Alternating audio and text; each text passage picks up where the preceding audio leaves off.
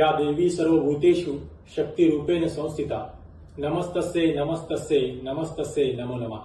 याचा अर्थ जी देवी सर्व प्राणीमात्रांमध्ये शक्तिरूपानं स्थित आहे त्या देवीला माझा सादर प्रणाम।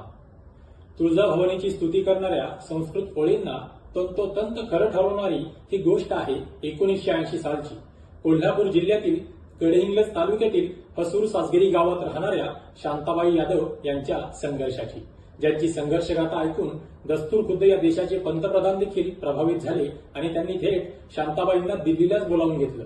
नेमक्या या शांताबाई यादव कोण, असा काय संघर्ष त्यांनी केला की थेट देशाच्या पंतप्रधानांनी त्यांच्या कार्याची दखल घेतली? या तुमच्या सगळ्या प्रश्नांची उत्तरं देणारा देशातील पहिल्या महिला नाभिक म्हणजेच पहिल्या लेडी हेअर ड्रेसर शांताबाई यादवांच्या संघर्षाला त्रिवार मानाचा मुजरा करणारा जागर श्री शक्तीचा या नवरात्री विशेष सिरीजचा आजचा भाग शेवटपर्यंत नक्की बघा।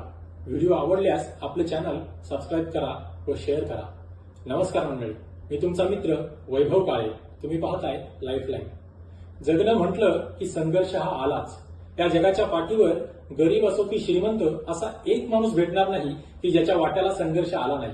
भलेही प्रत्येकाच्या संघर्षाची तीव्रता कमी जास्त असेल, पण संघर्ष कुणाला चुकला नाही। परिस्थितीने तुमच्यातल्या झुंजार वृत्तीचा अंत पाहायचं ठरवलं की आसमानी संकटांनी माणूस पुरता वेढला जातो। काही माणसं कोलमडून पडतात, पण ज्या लोकांमध्ये संकटांचं कडं फोडून मार्ग काढण्याची जिगर असते त्या लोकांच्या संघर्षमय जीवनगाथा जनसामान्यांसाठी प्रेरणेचा स्रोत बनत असतात। शांताबाईंची कथा देखील अशीच आहे।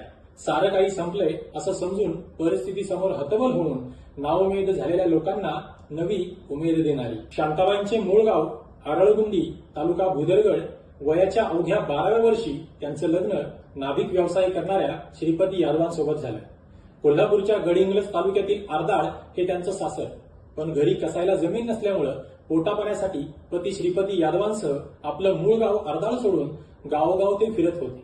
दरम्यानच्या काळात त्यांना 6 अपत्य झाली, त्यातील 2 लहानपणीच दगावली। पती श्रीपती जसं जमेल तसं लोकांची दाढीडोकी करून कुटुंबाचा उदरनिर्वाह करत होते। नेमका हसूर सासगिरी गावामध्ये न्हावी नव्हता। गावातील लोकांना केस कापण्यासाठी, दाढी करण्यासाठी शेजारच्या गावात जावं लागायचं। म्हणून श्रीपती यादव आपल्या कुटुंबासह 50 वर्षांपूर्वी हसूर सासगिरी या गावी स्थायिक झाले होते। बलूत पद्धतीने त्यांना मोबदल्या रूपानं धान्य मिळत होतं। श्रीपती, शांताबाई आणि चांगुना, कोंडूबाई, पुष्पाबाई आणि संगीताबाई अशा 4 मुलींना मिळून 6 जणांचा परिवार मोठ्या आनंदानं हसूर सासगिरी गावात नांदत होता। सारं काही सुरळीत सुरू आहे असं वाटत असताना शांताबाई यादवांवर दुःखाचा डोंगर कोसळला। श्रीपती यादवांचं आकस्मिक निधन झालं। त्यावेळी त्यांची 4 नंबरची मुलगी केवळ 6 महिन्यांची होती। सगळं कुटुंब उघड्यावर पडलं होतं। काडी काडी जमा करून चिमणीनं घरटं बांधावं आणि अवकाळी पावसानं फांदी सकट सगळं घरटं उद्ध्वस्त करावं अशी शांताबाईंच्या परिवाराची दुर्दैवी अवस्था झाली होती। शांताबाईंकडे रडत बसायला वेळ नव्हता। 4 मुलींचा सांभाळ करण्याची मोठी जबाबदारी त्यांच्या खांद्यांवर होती। कसायला जमीन नाही, नवऱ्यानं मागे ठेवलेला कंगवा, कात्री आणि वस्तारा एवढीच काय ती शांताबाईंसाठी नवऱ्याची मालमत्ता होती। पतीच्या मागे शांताबाईंना कुणाचाच आधार नव्हता। वडिलोपार्जित जमीन नाही, त्यामुळे जे काही करायचं ते शांताबाईंनाच करावं लागणार होतं। म्हणून त्यांनी पतीचा नाभिक व्यवसाय पुढे सुरू करण्याचा धाडसी आणि क्रांतिकारी निर्णय घेतला। हे काम वाटतं तितकं सोपं मुळीच नव्हतं। आज स्त्रिया आपल्याला प्रत्येक क्षेत्रात अग्रेसर झालेल्या पाहायला मिळतात। डॉक्टर, इंजिनियर, वकील, पोलीस, क्वचित एखादं क्षेत्र असेल जिथं स्त्रियांचा शिरकाव नसेल। ही खरोखरच अभिमानाची बाब आहे। पण तो काळ आजच्या इतका पुढारलेला नव्हता आणि दाढीडोकी करण्याचा व्यवसाय हा मुख्यत्वे पुरुष कारागिरांचा। त्यातल्या त्यात कामानिमित्त पूर्ण वेळ पुरुष, मुले यांच्या संपर्कात यावं लागणार होतं। अनेकांच्या बऱ्या वाईट चर्चेला सामोरं जावं लागणार होतं। बाईच्या हातून दाढीडोकी करून घ्यायला लोक तयार होतील की नाही यासारखे अनेक प्रश्न त्यांच्यासमोर आवासून उभे होते। श्रीपती यादवांच्या निधनानंतर शांताबाईंनी शेतामध्ये मोलमजुरी सुद्धा केली। दिवसभर शेतात राबून 50 पैसे मजुरी मिळायची। एकट्या बाईने मोलमजुरी करून घरच्या 5 लोकांचा उदरनिर्वाह होणे शक्य नव्हतं। शेवटी नाईलाजास्तव कुटुंबाची होणारी आबाळ वाहून आपल्या 4 लेकींसाठी शांताक्का पदर खोचून हातामध्ये वस्तारा घेऊन उभ्या राहिल्या। शांताबाईंचे वडील सुद्धा नाभिक व्यवसाय करत होते, त्यामुळे लहानपणापासून दाढीडोकी करण्याची कला त्यांनी अगदी जवळून पाहिली होती। त्याचा फायदा त्यांना या संघर्ष काळात झाला। खरं तर 21व्या शतकात हे सोपं नाहीये। तरी सुद्धा या माऊलीने हे करायची तयारी दर्शवली आणि करून सुद्धा दाखवलं. सुरुवातीच्या काळात मुली लहान असल्यामुळे नाभिक व्यवसाय त्यांनी घरातून सुरू केला. आजूबाजूची लोक त्यांच्याकडून दाढीडोकी करून घ्यायला येऊ लागले. पुढे गावातील एक मोठे गृहस्थ त्यांच्याकडे आले. ब्लेड लागेल किंवा कुठे जखम होईल याची तमा न बाळगता त्यांनी याची सुरुवात केली. उपसभापती हरिभाऊ कडूकर असं या गृहस्थांचं नाव. हरिभाऊंना जाणीव होती, जर आपण याची सुरुवात केली तर बरेच लोक शांताबाईंकडे येऊ लागतील व ज्या गरिबीच्या वेदना त्या सहन करत आहेत त्या काही प्रमाणात का होईना दूर होण्यास मदत होईल. झालंही तसंच. हरिभाऊ कडूकरांच्या पुढाकाराने श्रीपती यादवांच्या मागं गावातील लोक शांताबाई यादवांकडून दाढीडोकी करून घेऊ लागले. सुरुवातीला बडूत पद्धतीने व काळ बदलला तसा त्यांना कामाचे पैसे मिळू लागले. दिवस उजाडायच्या आत दाढीडोकी करायचं सामान असलेली पिशवी पाठीवर मारून त्या घर सोडायच्या. दररोज 15 ते 20 लोकांची दाढीडोकी करून घरी यायच्या. पुन्हा आसपासच्या शेतकऱ्यांच्या म्हशी भादरून द्यायच्या. शांताबाईंच्या मितभाषी स्वभावाने त्यांनी सगळ्यांना आपलंसं केलं. त्या प्रत्येक लहान थोराला आपला बाप भाऊ मानून इमाने सेवा देत राहिल्या. त्यांच्या याच स्वभावामुळे शांताबाई हसूर सासगिरीच्या शांताक्का झाल्या. रक्ताच्या नातलगांनी कठीण काळात पाठ फिरवली असून सुद्धा अत्यंत संघर्षातून त्यांनी आपल्या 4ही मुलींची लग्न करून दिली. आज शांताक्कांचं वय 75च्या आसपास आहे. शरीर थकलेलं असल्यानं त्यांनी नाभिक व्यवसाय आता बंद केला आहे. त्यांच्या या धीरोदात्त जगण्याची दखल देशाचे पंतप्रधान नरेंद्र मोदी यांनी घेतली.